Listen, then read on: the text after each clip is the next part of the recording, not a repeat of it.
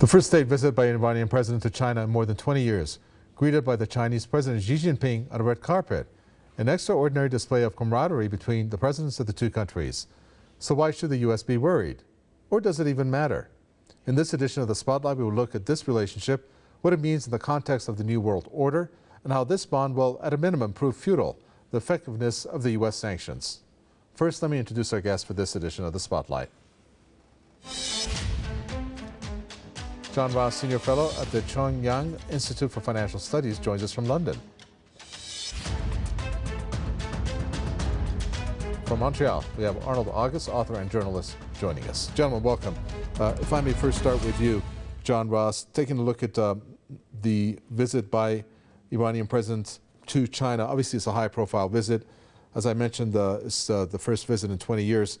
And we're looking at not only the fact that they're going to solidify ties even further, no new news there, but they're going to use, in a major way, the 25-year cooperation agreements as the platform to expand their ties.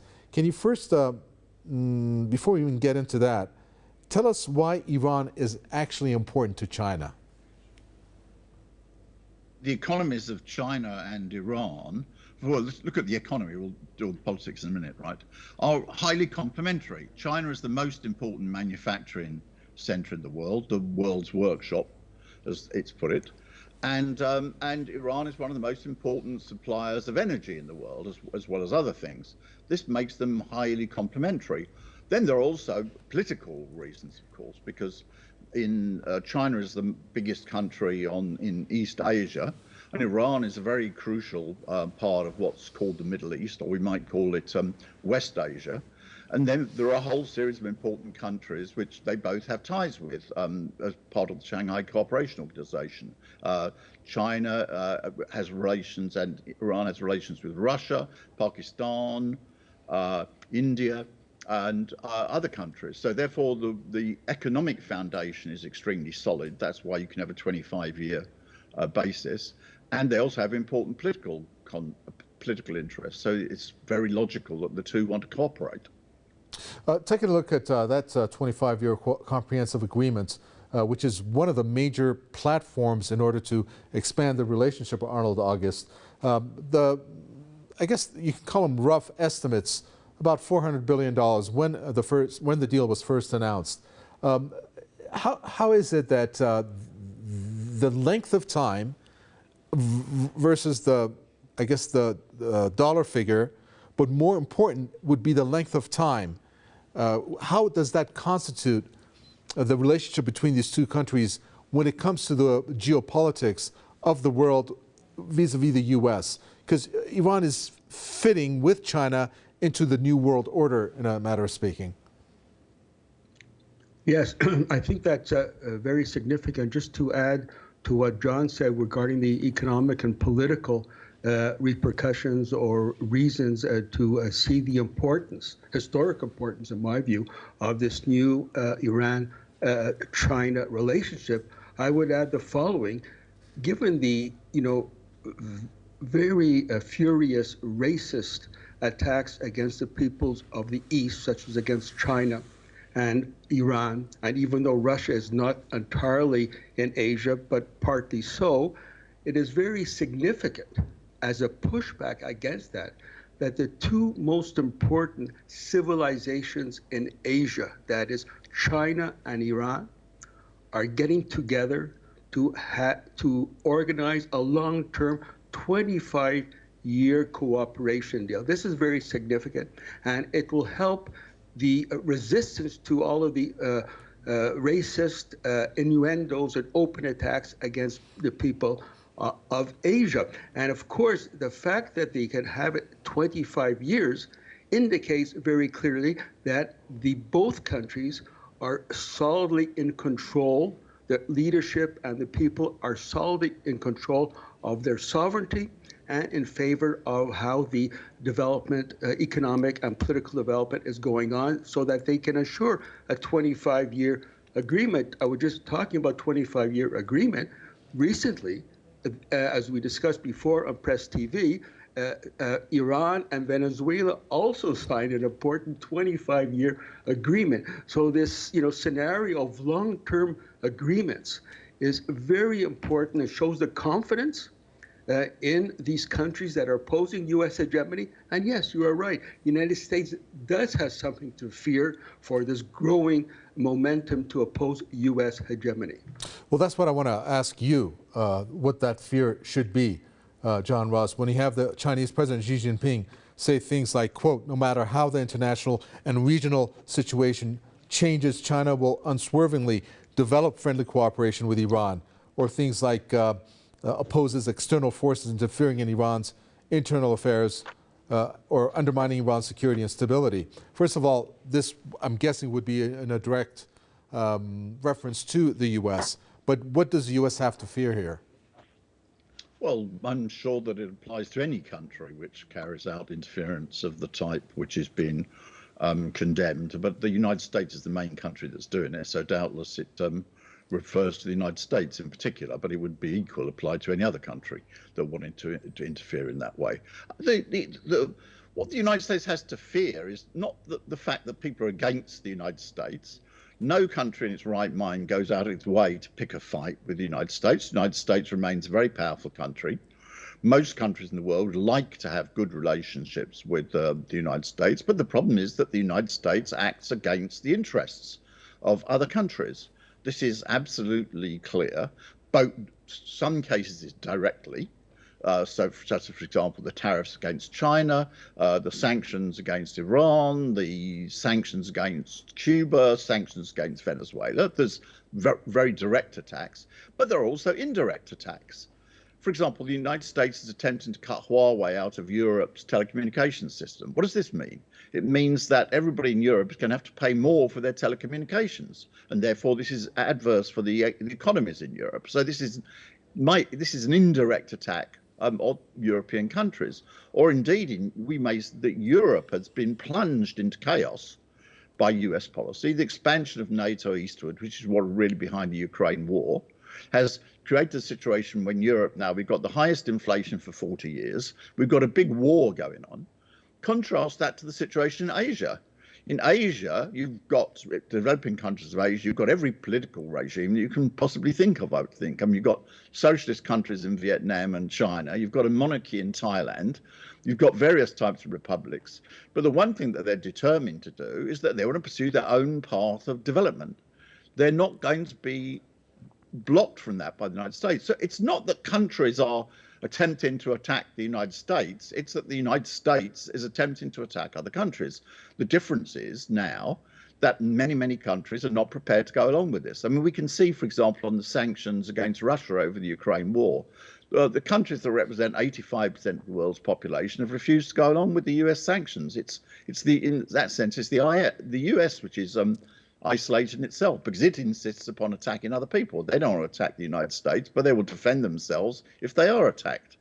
Well, the way that this trip is being reported, it's not that favorable, Arnold August. Some of the headlines, for example, or the way it's being reported, saying both countries, China and Iran, are facing pressure from Western nations over their positions on Russia's military operation on Ukraine. I mean, the type of pressure that they're talking about, isn't that the type of pressure that the U.S. actually and the U.S.-led NATO placed on Russia in the first place for 7 years when they were getting closer to Russia's borders? You know what I mean? I mean, yes. They're trying to take that importance away from the union of these two countries. Why is it that the importance of this relationship is being dragged to a lower level when it's of significance in the way that it really is when you take a look at the potentialities between the two? Well, regarding what you say, the United States wants to pressure Iran and China to, abandon their position with regards to Ukraine and instead support indirectly the American NATO narrative and military actions in Ukraine. Well, good luck. It won't happen. It hasn't happened up to now, despite everything, and it won't happen in the future. Now, yes, U.S. is the main culprit, and they are being singled out. But as the way things are going, in Eastern Europe, for example, it's not going very well for the United States. While they're trying to force China and Iran to follow the United States, in the United States, it was just announced yesterday that Netherlands and Denmark refused the U.S., German proposal to send tanks into Ukraine. So the alliance in NATO is very weak compared to the growing alliance, solid principled alliance between China and Iran and other such entities. When you take a look at a particular quote from the Iranian president, John Ross, of which he said, and this concerns sanctions, he said the continuation of sanctions will seriously undermine world peace. That's quite a statement. What are we looking at when it comes to the issue of sanctions and how countries like Iran and China, or Russia and China and other countries who are moving away from the U.S. when it comes to the reach of the U.S. sanctions, that this would pose somewhat of a threat for the dominance of the U.S. dollar, which obviously affects the U.S. economy once the dollar is threatened? Well, yes, I mean, the fundamental, I agree very much with this statement. This is a threat to world peace. The reality is that the United States is losing in peaceful economic competition. This is the fundamental problem. It goes on a lot about how greatly productive its economy is and how great it is. But the reality, the facts show that the US is losing. Okay, let's look at it. During the imposition of the tariffs by the United States against China happened to be a little bit before, but basically overlapped with the period of the pandemic. Okay, we can make a balance sheet of what happened during the pandemic, which is that China's economy grew 2.5 times as fast as the United States during the 3 years of the pandemic. China's continued to develop its international trade, and it hasn't even been forced to cut its exports to the United States. I mean, this is a comprehensive economic defeat that the United States has suffered on the economic field. It also expected, in regard to Iran, that Iran would collapse, et cetera, just as it believed that with the sanctions against Russia, Russia would collapse. None of this has happened. The danger in the situation is that the United States, although it's losing in peaceful economic competition, is still the world's most powerful military machine, and therefore the danger is that it will increasingly resort to military means. This is why it is indeed a threat to peace. The Ukraine war is a new threshold. The United States has carried out attacks on developing countries before: Serbia, Libya, Iraq. This is the first time it's prepared to basically provoke a war with a nuclear armed power, Russia. So this is a very dangerous situation from the point of view of peace, and I entirely agree with this. The US is caught in an infernal logic. Because it can't sort out its own economic problems, it resorts more and more first to sanctions and then also to cold wars, and now we see it's more resorting to hot wars as well, and this is very dangerous. Another focus of the two countries' ties is something that is probably one of the biggest projects that is being executed in the world, and that is the Belt and Road initiative here, Arnold August, which enough can't be said about it because it's so vast and so big. This is something that obviously Iran is a part of because of the route that it takes, both via land and also via the sea. It's a project that's obviously developing as we speak. Now, what's interesting about this, first of all, your reaction to that. But what's interesting about this is the fact that you had the U.S. through the G7 make an announcement last year, was it, that they were going to launch one to counter China, and their first announcement was $600 billion. But then there's silence. Nothing said about that countering that they want to do. Tell us what you think also about that, why it is that the U.S. and its G7 partners thought that they could counter China in this huge project. Well, I think it has to be spelled out a bit that the Belt and Road Initiative is really, historically a momentous breakthrough in terms of expanding trade and cooperation, political ties between countries of different political system, over a very vast territory of land. And, for the United States to even think, even to put it on the agenda, as you said they did during the G7, to have the equivalent of the Belt and Road Initiative, I mean, nothing has come out of it. It's impossible for them to do so. So the Belt and Road Initiative is also tied to other important political and trading blocs, such as BRICS, which includes Brazil, Russia, India, China, and South Africa, and more countries are asking to be included, such as Argentina and Iran, I believe. So all of these different conglomerations or coalitions, economic, political, are building up.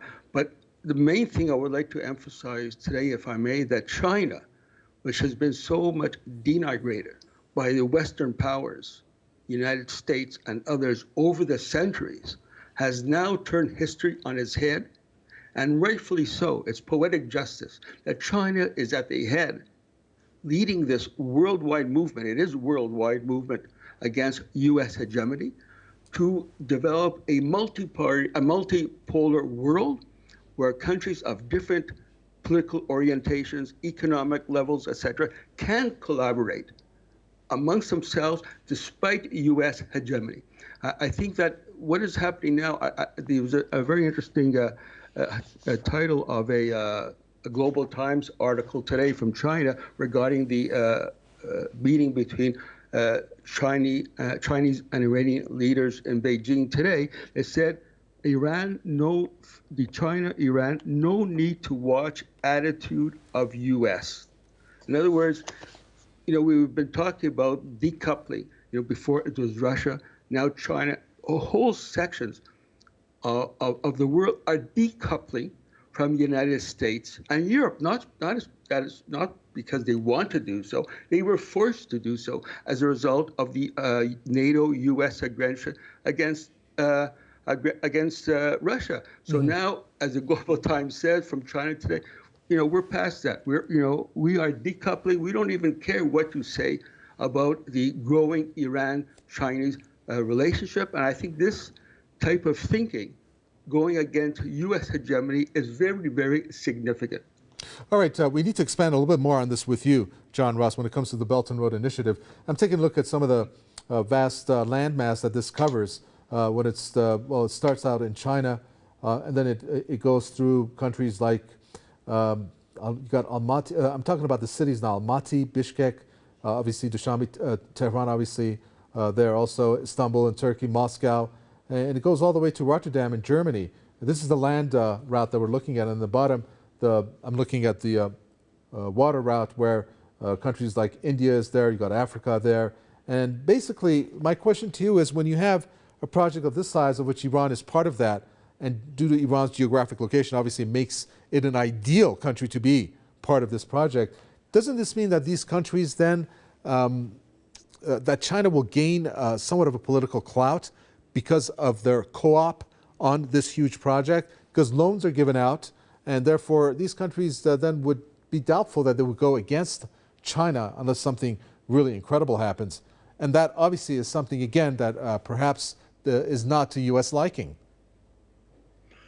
Well, no, I don't think I don't think it's correct, because the development of any country primarily depends upon its internal situation. So undoubtedly, the capital investments carried out by China are very useful, and they aid countries, and it's a win-win. So therefore, that's good. But they're not enough to determine the economic situation in a country. If the country is developing in a favourable way, with a good economic policy, China's investment is very useful.